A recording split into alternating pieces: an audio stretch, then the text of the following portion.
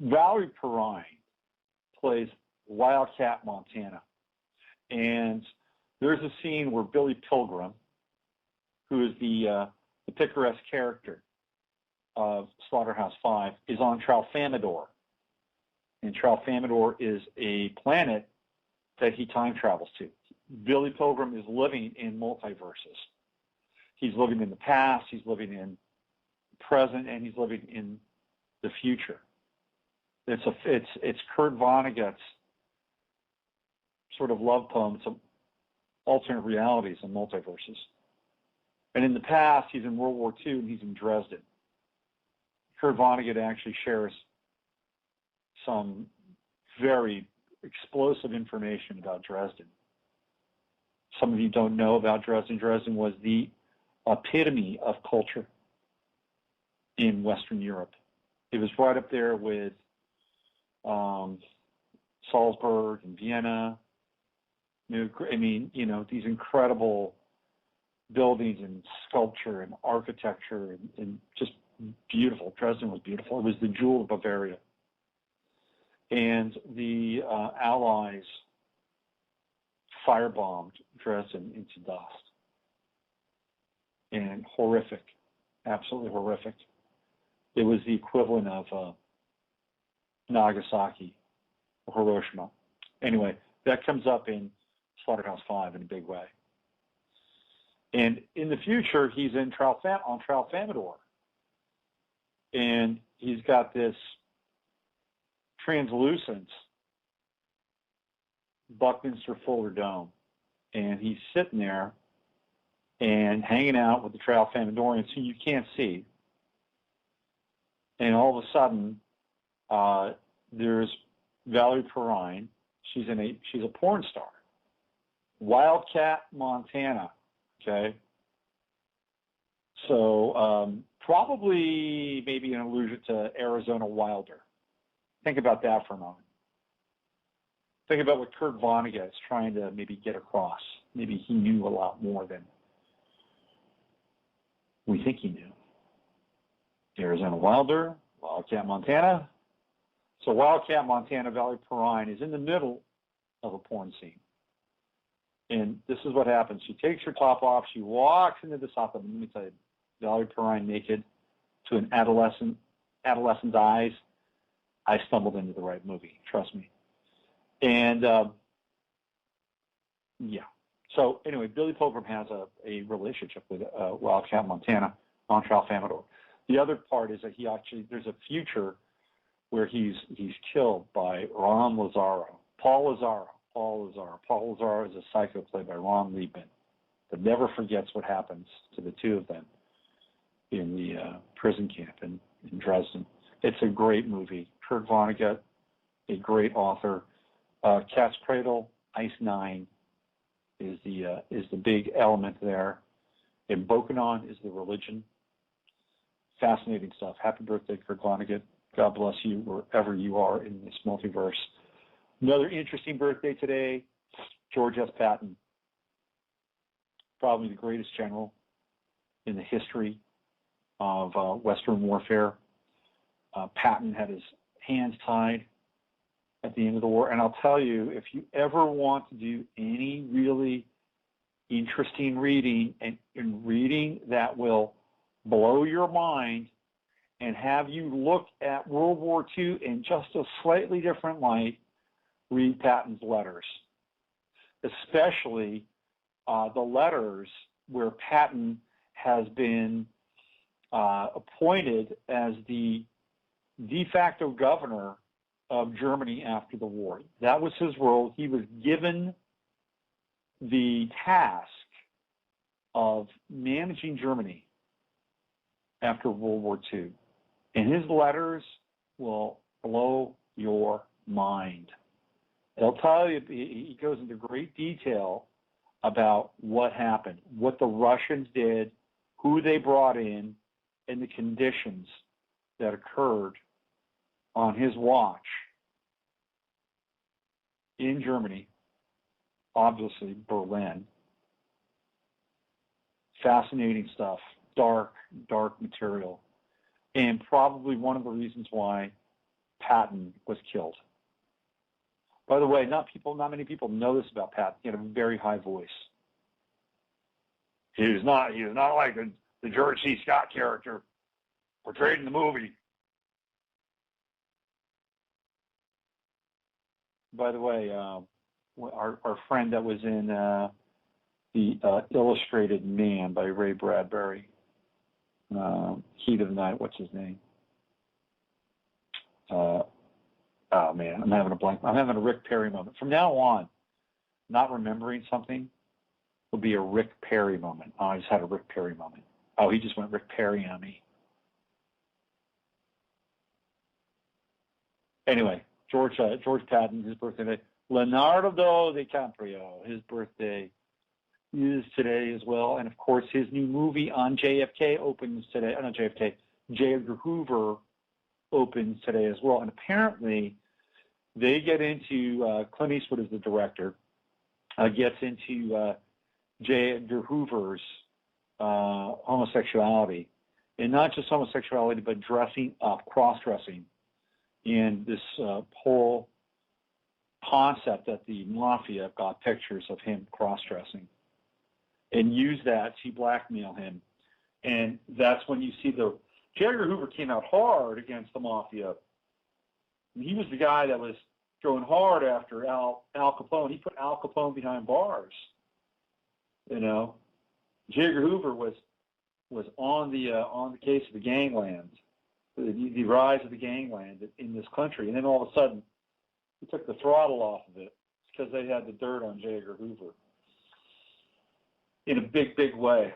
J. Edgar Hoover also knows who killed Charles Lindbergh's son. It wasn't the guy they said it was. He did nothing, though.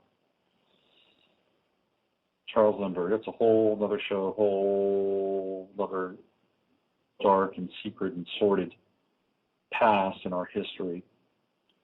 So it's 11:11, and I'm not sure how much longer I'm going to be on the show today. If you want to call in, you want to talk about 11:11, you want to talk about the interview with Dr. Pruett, which I thought was really good,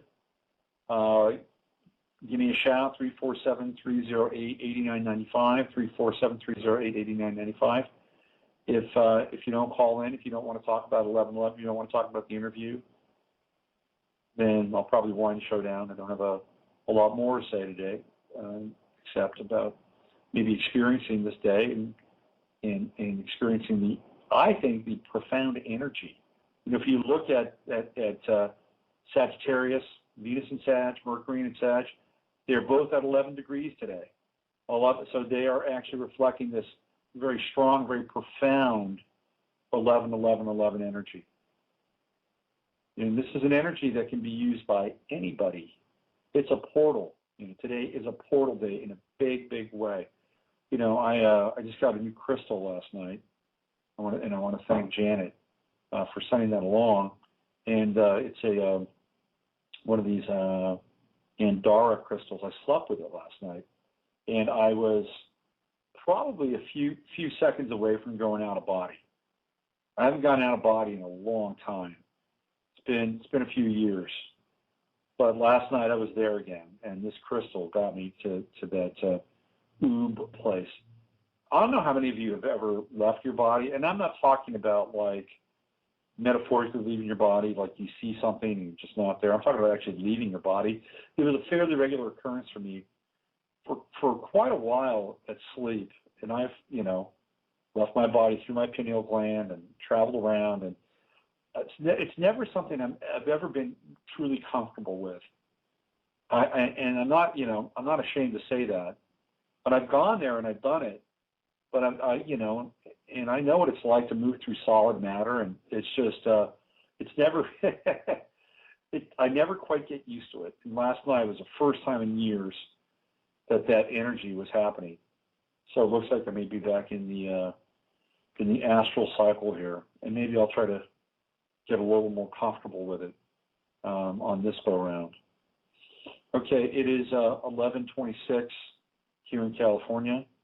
We are now 11:11 is now moving towards Hawaii. That's where the next 11:11 cycle will take place, in Hawaii. And I believe it actually goes full circle there. The 11/11 started, I believe, this morning in the South Pacific, and then went around the world. So I think Hawaii is the end of the AM 11/11 cycle. We will have one more 11/11 cycle. Will happen tonight for everybody just before midnight, and that should be interesting as well. Okay, you've been listening to the Friday Farcast. I've been your host, Robert Phoenix, and I want to thank again Dr. Jack Pruett for being my guest today. You can. Oh, we've got a caller. Somebody is slipping in. Let's find out who they are and what they want to talk about. Hello there. Hi, it's Tiger Kate. Good morning. Happy 11/11. Hey, TK. How are you?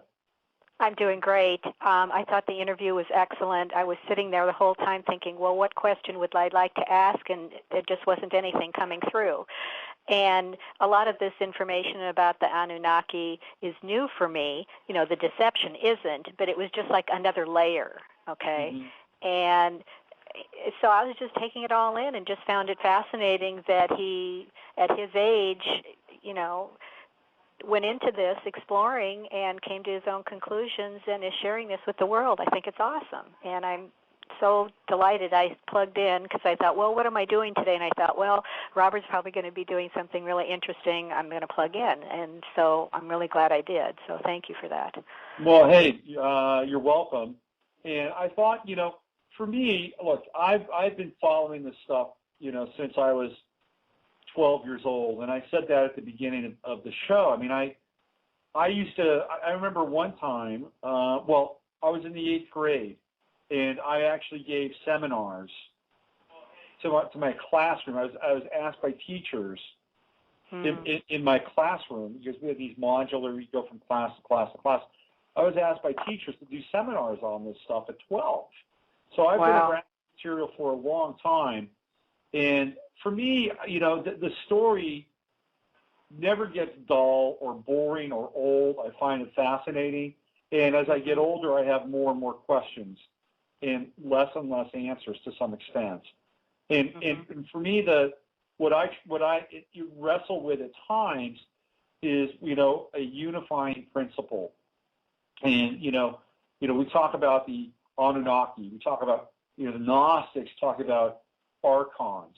If you read, and I wanted to ask Dr. Pruett about this, but if you read Battlefield Earth or see the movie with John Travolta, it's a terrible movie, but L. Ron Hubbard came to the same conclusion that there was this invasion, you know, thousands of years ago, and it's the same sort of slave story that gets told in Battlefield Earth.